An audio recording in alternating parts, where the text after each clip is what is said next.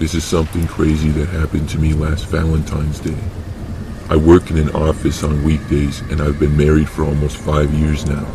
So when it was Valentine's Day, I was planning to stop at a store and buy flowers for my wife. I also made reservations for us to go to a nice restaurant later in the evening.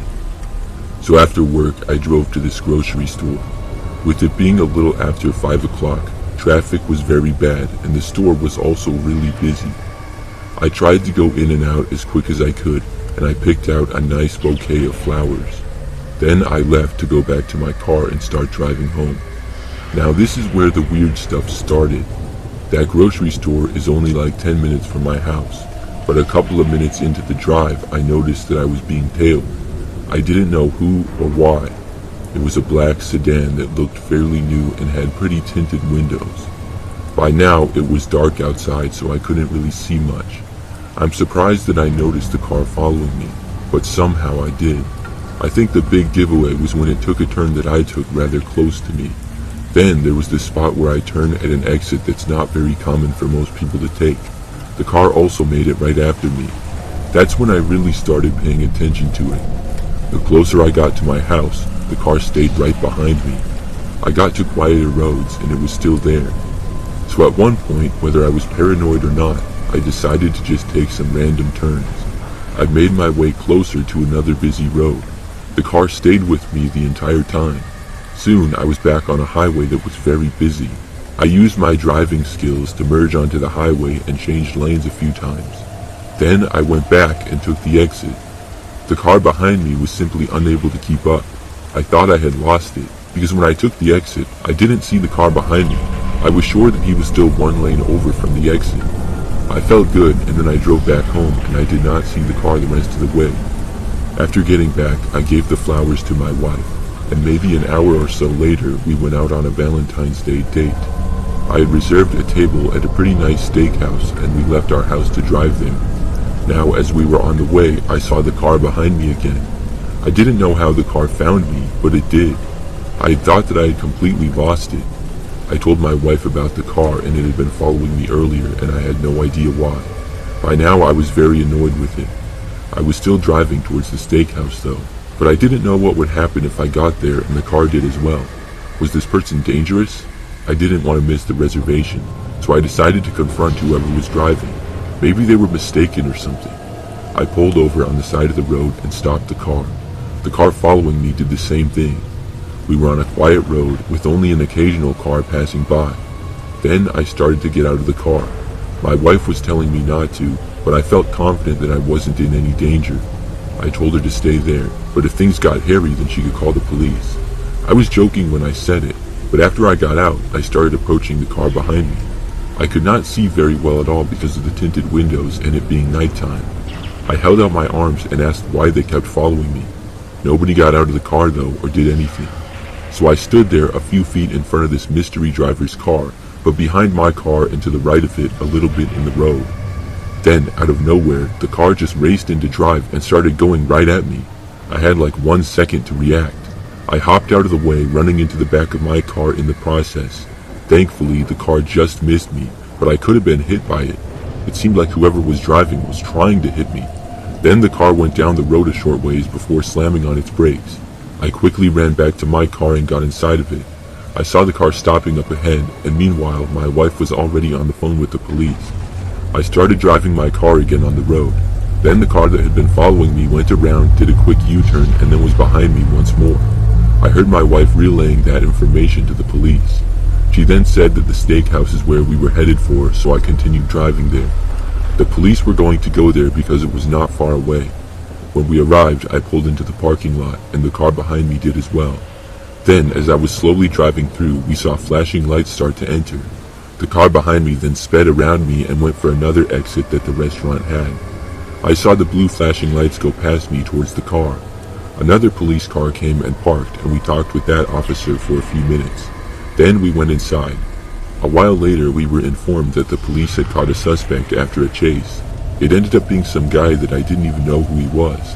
Apparently, a bunch of drugs were also found in the car, like over $10,000 worth. The guy was probably dealing drugs, but I'm not sure if he was also doing them or what. because I have no idea why he was so set on following me around and trying to hit me with his car.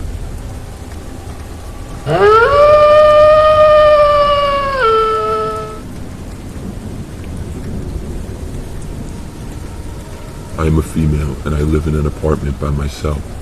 Last year, early on around January, I remembered that I started noticing this guy around the complex.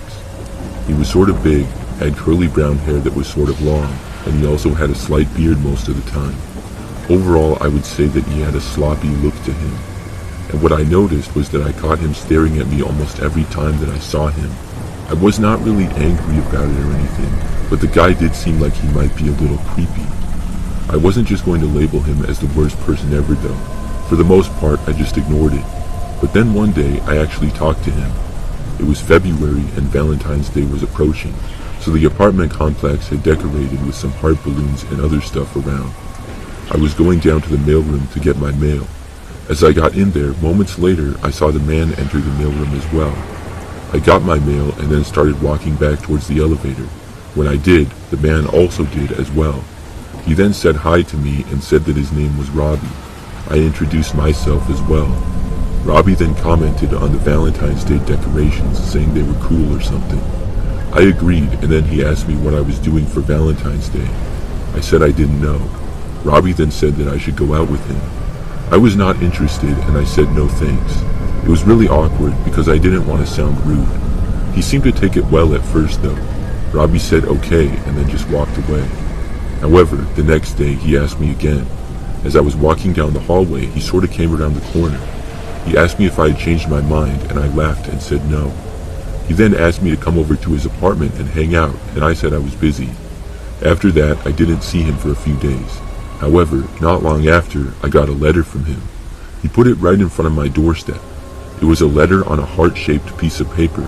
He was saying in the letter that I didn't seem to know it yet, but he and I were meant for each other. After reading it, I came to the conclusion that he must be crazy or delusional. I just ignored the letter though. I was very clear that I didn't want to go out with him or hang out with him or anything. It caused me to not want to walk in the hallways of the apartment. I was quick to go to the elevator and not linger around when I did. But just a few days after that is when things got really crazy. So it was kind of late at night. I was home in my apartment and I was still awake, and honestly I'm usually sleeping by then. But anyways, it was really quiet in my apartment, and out of nowhere I heard someone try to open my front door. For a couple of seconds I was very confused and I wondered if I had really heard what I thought I did. Then I remembered Robbie. I figured that it had to be him. I got up and walked over to the door very quietly. I looked through the peephole and sure enough there he was. He tried opening the door again before quietly knocking on it. I did not answer. I went back to my apartment and just hoped that he would go away. But not long after this, I heard another noise outside of my door. It was not the sound of him trying to get in or knocking, but something else. I'm not really sure how to describe it. It kind of sounded like he was trying to break in somehow or mess with the door. These noises continued for a good 10 minutes or so. Then I heard another door in the hallway open up, and then I heard Robbie's footsteps quickly walking away. I went back to the door and looked out, and he was finally gone. At that point, I sent an email right then and there to the management of the apartment complex. After that, I went to bed. The next morning when I got up, I saw that there was visible damage to my apartment door on the outside. It looked like Robbie had definitely tried breaking my door somehow. I took a picture and sent that to the management as well. Just days later, I was told that Robbie had been evicted and no longer lived there. Since then, I have not seen him. I'm really glad that he doesn't live there anymore, and looking back, whatever neighbor of mine left their apartment at night most likely scared Robbie off. They would have seen him trying to break into my place, and I'm not sure if they heard the noise too and wanted to see what it was, or if they just happened to be leaving. Either way, I'm really grateful to whoever that was.